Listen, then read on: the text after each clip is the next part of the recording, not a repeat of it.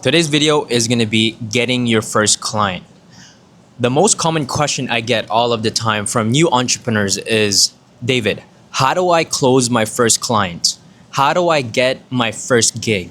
And honestly, this is a very, very good question because this is a question that I had for myself when I started my marketing agency 5 years ago, close to 6 years now, actually. And one thing I'm realizing is that a lot of people who are starting their business, they have a wrong idea of actually acquiring their first client. They think that the moment you open up an Instagram account that clients, customers are all of a sudden going to start flooding into your DMs. You're going to be really busy. But unfortunately, if you're starting out, you have no reputation. Nobody knows you and nobody trusts you. And in order for you to get your first client, you need to be where your clients are. Yes, your clients are going to be on social media, but your competitors are also going to be on social media. And if you have no portfolio, if you haven't worked with anybody, you have nothing to show for. And so, I guess to teach you a lesson, I'm going to share you this story of how I got my first client. Grab a drink. So when I started my marketing agency over 5 years ago, not only was I on social media, but I was also showing up in person. But let's start with social media. A lot of the times people think, yes, I need to be on Instagram, Facebook, and that's that. But you gotta be where your clients are. I was on Facebook Marketplace, I was on Kijiji.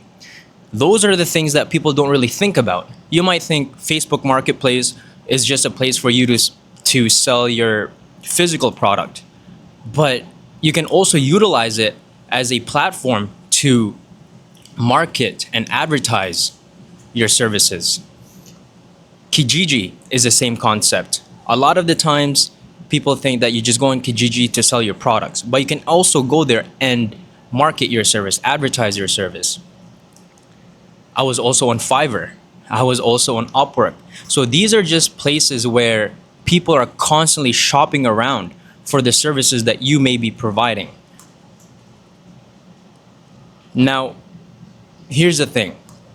If you're posting your business service on places like Facebook Marketplace, Kijiji, or even Fiverr, you can't expect to have a client that's going to pay you thousands of dollars. You're going to get low ticket clients, and it's okay.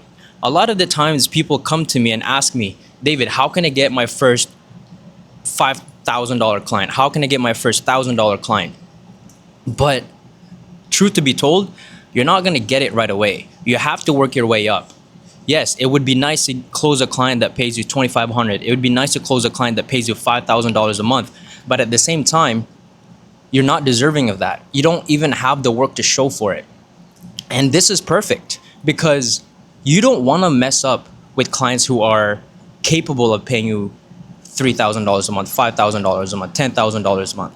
You want to start at the very bottom and make mistakes because you will make mistakes. And you can afford to make mistakes when somebody is only paying you $100 or $200 or $500. When I first started, I was doing a lot of projects for $100. I was even doing projects for $50 just to get the experience, just to build my portfolio. And so don't fall into this trap where people are telling you that you need to make $10,000 in your first month or $10,000 in the first 3 months, because as much as that is possible, it's also very unrealistic unless you're super good at what you do. But if you're just starting out, you don't even know the market. A lot of the times people don't even know the problem that they're solving. Let me give you an example. A lot of videographers think that the problem that they're solving is a video, but you're not solving a video problem.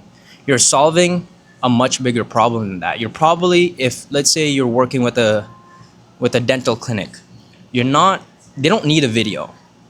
They don't care to be on social media, but they know that they need to be on social media so that they can acquire new patients. So the problem you're solving isn't a video, isn't a sick video. The problem that you're solving is patient acquisition. But when you're starting out, you don't really see those things from that perspective, which is okay. And this is why it's okay to start at the bottom. It's okay to get projects that are only paying you $200, $500, because with those projects, you can afford to make mistakes. You're not going to be perfect. And so, yes, you're going to get low ticket clients in the beginning, but that's perfect because if you're just starting out, nobody knows you, nobody cares about you, you don't have authority in the market.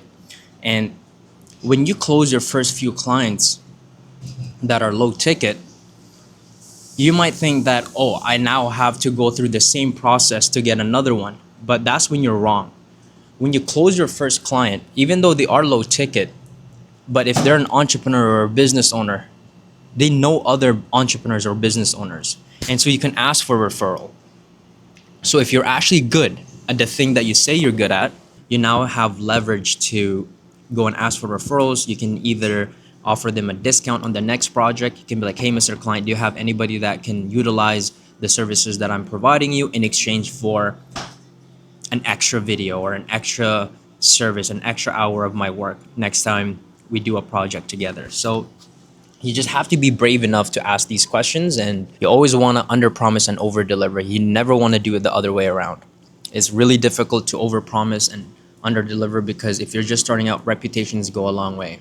Getting your first client is the hardest, but at the same time, it's also the most fun.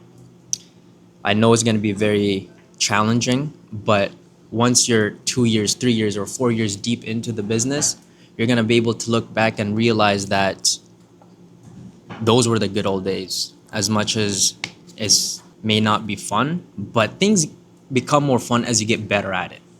Before, I used to hate talking to clients. I used to be scared. I used to try to make myself as small as possible. I used to cringe myself and, not be so confident. But the more I did it, the better I got. And the better I got, the more that I liked it. And so it's just a snowball effect.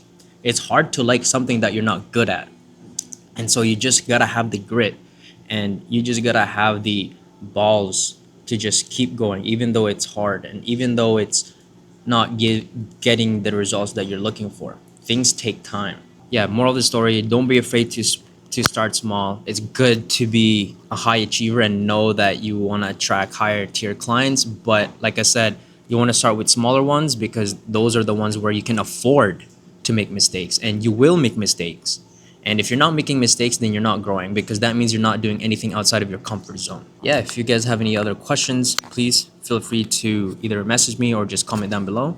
And I'm more than happy to answer any of those questions. And also, we have a community full of entrepreneurs. So if you want to join that Discord community, the link is down below. And it's a group of people that, well, mostly me, just giving you support, giving you one-on-one support and answering any questions that you may have. So I always get on one-on-one meetings and video calls with the people within the community. And so feel free to join that as well. Thank you for listening. Thank you for being here. And most importantly, thank you for trying. Peace.